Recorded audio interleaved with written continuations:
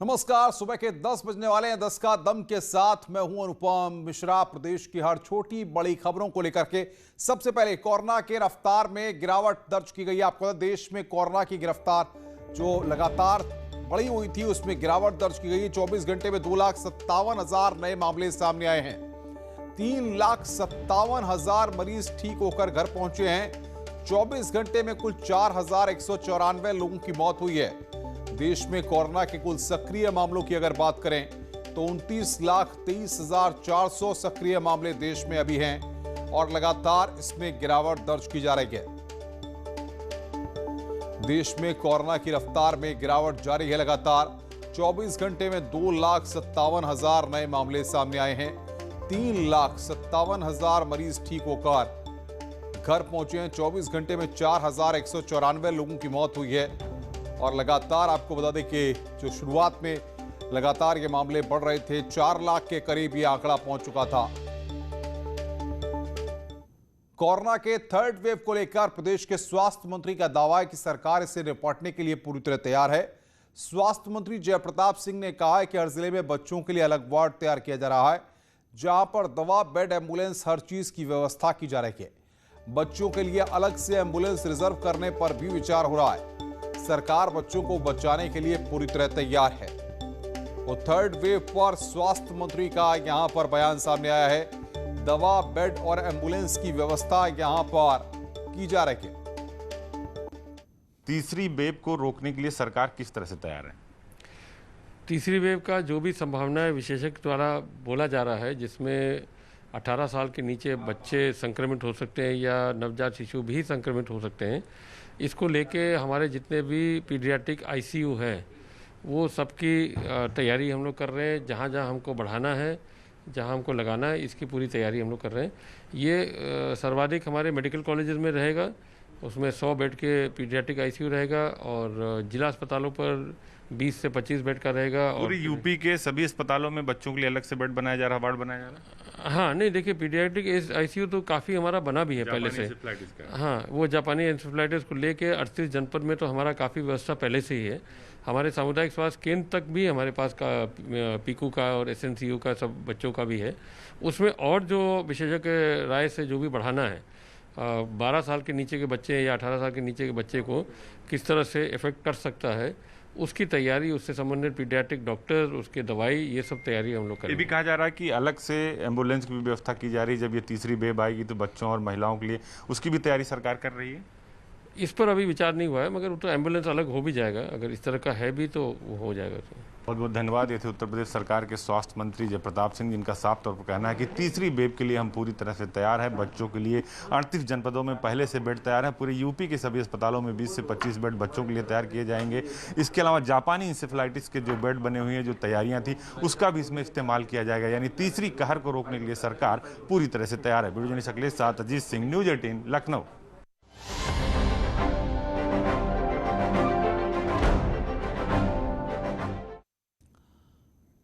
आगे बढ़ते हैं, बात करेंगे मुख्यमंत्री योगी आदित्यनाथ के दौरे की। अब आपको सीएम योगी के आज के कार्यक्रम के बारे में बताते हैं।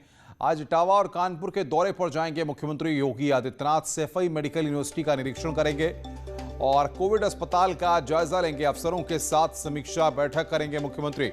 इसके बाद की 12 बजे सीएम पत्रकारों से भी बातचीत करेंगे।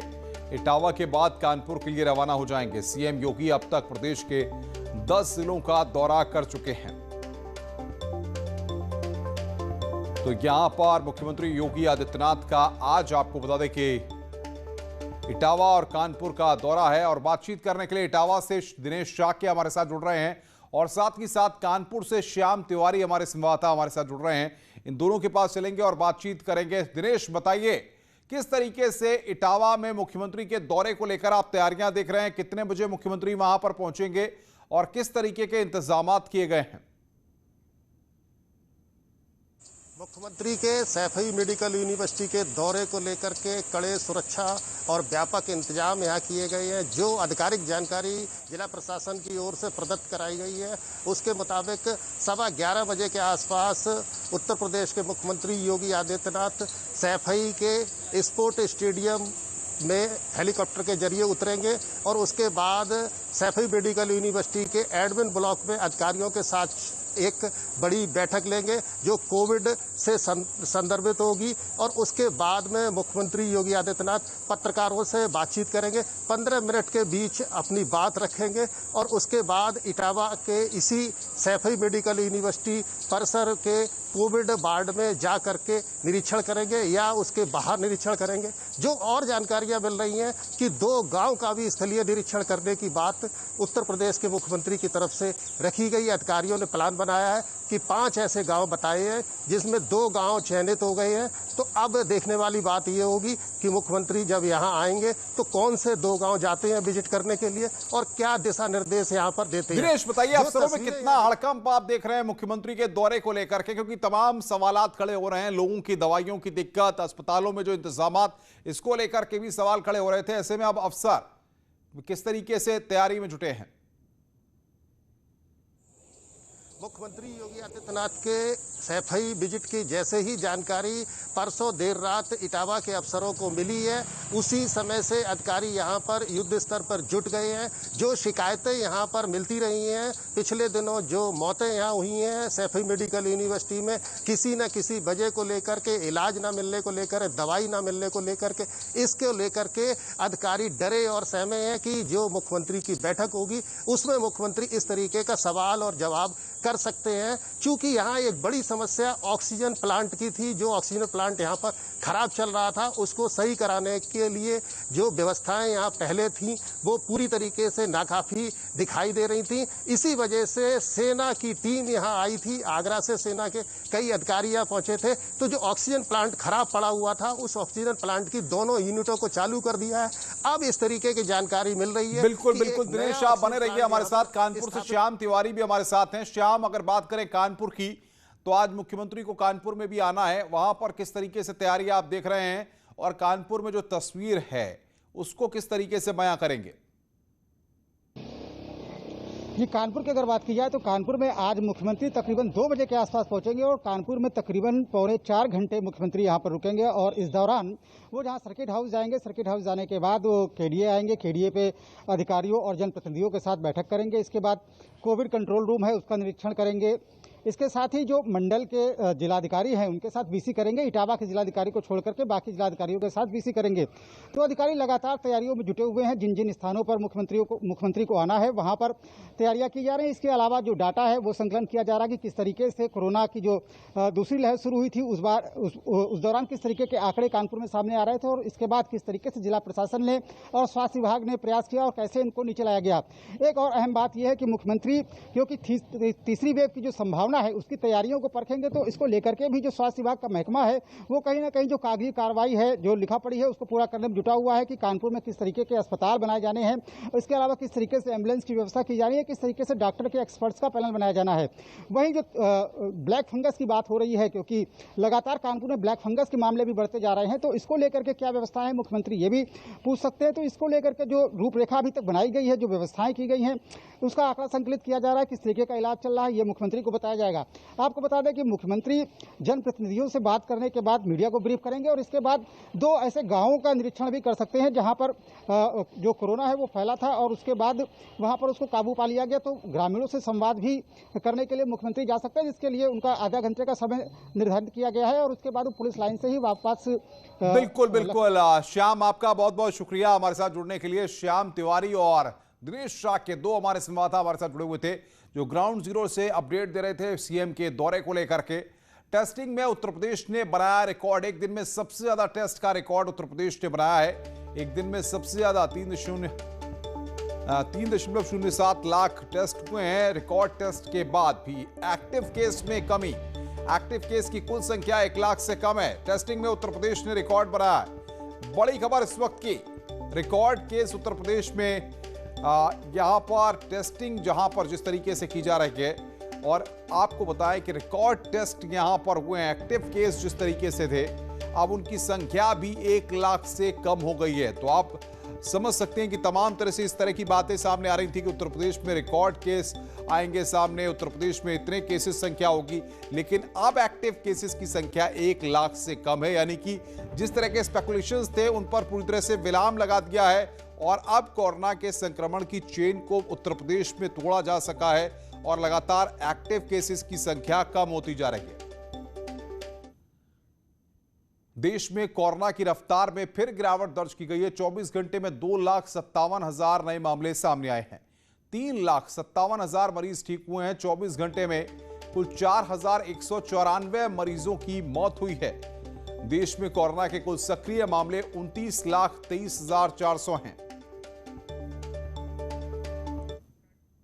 लखनऊ से बड़ी खबर, योगी सरकार ने बड़ा फैसला लिया है। आंगनबाड़ी वर्कर्स की मौत पर 50 लाख का मुआवजा दिया जाएगा। कोरोना से संबंधित ड्यूटी के दौरान संक्रमित होने पर अगर मौत होती है तो यह मुआवजा मिलेगा। बाल पुष्टाहार विभाग ने सभी जिलाधिकारियों को इसका आदेश जारी किया है। योगी सरकार में यहां पर बड़ा फैसला लिया गया है। सभी जिलाधिकारियों को यह आदेश दिया गया है। ड्यूटी के दौरान मौत पर 50 लाख का मुआवजा देगी सरकार।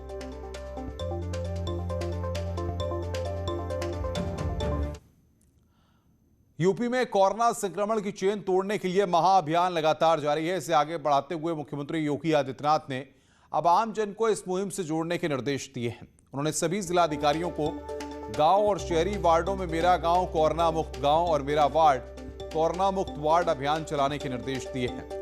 हर जिले में सबसे अच्छा काम करने वाले 3-3 गांव 3-3 वार्ड को पुरस्कार दिया जाएगा।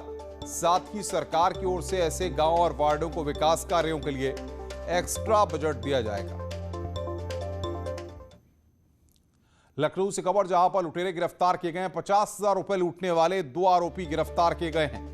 पोस्ट ऑफिस के पास बुजुर्ग से लूट की घटना सामने आई थी। आरोपी से लूटी हुई रकम और तमंचा बरामद किया गया था। सिपाहियों ने पीछा कर आरोपियों को पकड़ा। पकड़ने वाले सिपाहियों को 25,000 का इनाम। बाजार खाला इलाके की यह घटना है। लुटेरों को गिरफ्तार किया गया। पकड़ने वाले सिपाहियों को 25,000 रुपए का इनाम दिया गया है। खबर बाराबंकी से, जहां पर पशु तस्करों के साथ पुलिस की आज मुठभेड़ हुई है। पुलिस मुठभेड़ में एक आरोपी को गिरफ्तार किया गया है। एक बाग में पशुओं को बांध कर रखने की पुलिस के अधिकारियों को सूचना मिली थी। सूचना के बाद पुलिस मौके पर पहुंची तो वहां पर पुलिस पर फायरिंग की गई। इस मुठभेड़ में हेड कांस्टेबल इंद्रजीत यादव घायल हो गया है। 3 आरोपी फरार हो गए, जिनकी तलाश में पुलिस की कॉम्बिंग लगातार जारी है।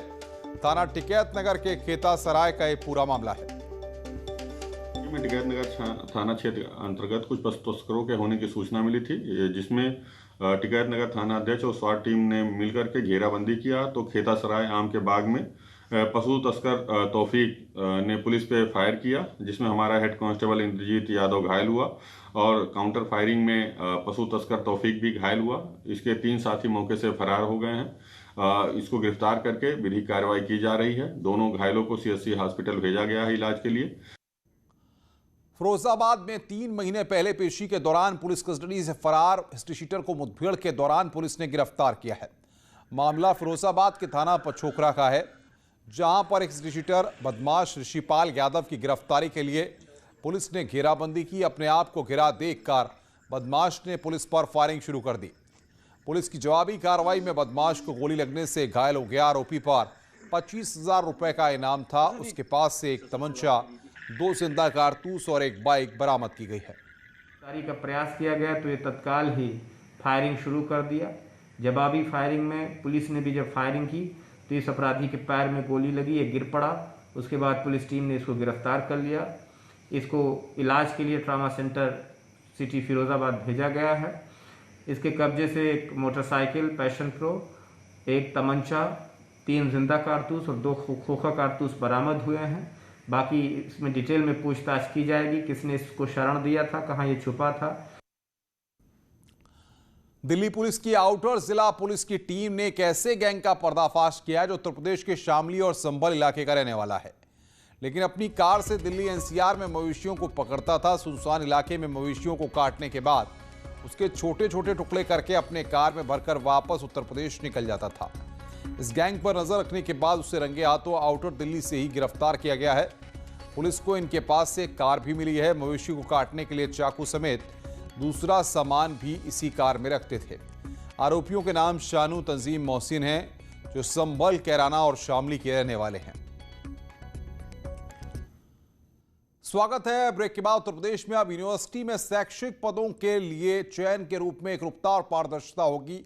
प्राप्त शिक्षा के आधार पर बेसिक एकेडमिक्स स्कोर भी काउंट होंगे। शैक्षिक कौशल और कंप्यूटर ज्ञान का भी मूल्यांकन होगा। चयन प्रक्रिया में पारदर्शिता के लिए ऑडियो और वीडियो रिकॉर्डिंग होगी। राज्यपाल और कुलाधिपति आनंदीबेन पटेल ने विश्वविद्यालयों को इसके लिए आदेश जारी किया है। तो ये आदेश यहां पर जारी किया गया है। यूनिवर्सिटी में चयन के लिए 5 कुलपतियों की रिपोर्ट के बाद यहां पर यह आदेश जारी किया गया है। चयन में टीचिंग, कंप्यूटर नॉलेज और इन तमाम बातों का जिक्र चयन प्रक्रिया के दौरान ऑडियो वीडियो रिकॉर्डिंग भी होगी। कोरोना नियमों के साथ उत्तर प्रदेश के मुख्यमंत्री आपको बताएं कि लगातार लोगों की मदद के लिए कदम उठा रहे हैं, वहीं पर कोविड प्रोटोकॉल का पालन भी करवा रहे हैं। इधर उत्तर प्रदेश के उप मुख्यमंत्री केशव प्रसाद मौर्य के बेटे की शादी हुई। शादी के दौरान दुल्हा दुल्हन समेत तमाम लोग मौजूद रहे और सभी लोग मास्क पहने नजर आए और दुल्हा दुल्हन को आशीर्वाद दिया गया। ये तस्वीरें हम आपकी स्क्रीन पर आपको दिखा रहे हैं। कोरोना नियमों के साथ यहां पर डिप्टी सीएम केशव प्रसाद मौर्य के बेटे की शादी की गई। डिप्टी सीएम के बेटे की शादी में यहां पर कोविड प्रोटोकॉल का बाकायदा पालन किया गया। सभी लोग मास्क लगाए वहां पर दिखाई दिए। दुल्हा दुल्हन भी मास्क लगाए दिखाई दिए।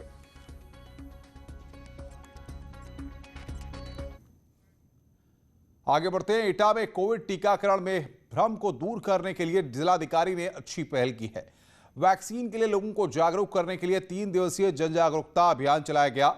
जिलाधिकारी ने गांव सिरसा बदन में माध्यमिक विद्यालय पर खुली बैठक करके जनसंवाद किया। जिलाधिकारी ने बैठक के दौरान मौजूद महिलाओं बुजुर्गों से वैक्सीन लगवाने की अपील की है। इस दौरान ग्रामीणों ने मांग की कि गांव में कैंप लगवाया जाए तो गांव के लोग वैक्सीन लगवा लेंगे। ये एक 3 दिन का अभियान हम लोगों ने प्लान किया था, जिसमें 91 लोग रोज़ जाएंगे गांव में। 91 टीम्स जाएंगी और ये 91 टीमें 3 दिन तक लगातार अलग अलग गांव में गई हैं। तो इस तरह हमने 273 गांव को कवर किया है। वहाँ जाकर लोगों से संवाद किया गया कि क्या कारण है कि वो वैक्सीनेशन अभी नहीं करवाना चाहते हैं। पहले हमारे ज़िले में वैक्सीनेशन अच्छा चल रहा था, तो उसमें कमी होने के क्या कारण है। उनसे वार्ता की गई, आशाओं आंगनबाड़ी से वार्ता की गई, कारण जाने गए और इस तरह से उनके जो भ्रम थे उनको दूर करने की कोशिश की गई। तो इसी वजह से जो है थोड़ा सा हमें 2 दिन में बढ़ोतरी भी हमें देखने को मिली है। कासगंज से खबर, जहां पर घरेलू विवाद में आत्महत्या की गई है। फांसी लगाकर युवक ने खुदकुशी की है। पत्नी की कलह से परेशान होकर यह कदम उठाया है। पुलिस ने शव को पोस्टमार्टम के लिए फिलहाल भेजा है। सूरों कोतवाली के लहरा रोड का यह पूरा मामला है। बड़ी खबर इस वक्त कासगंज से खबर, जहां पर घरेलू विवाद में आत्महत्या करी है युवक ने। फांसी लगाकर युवक ने खुदकुशी कर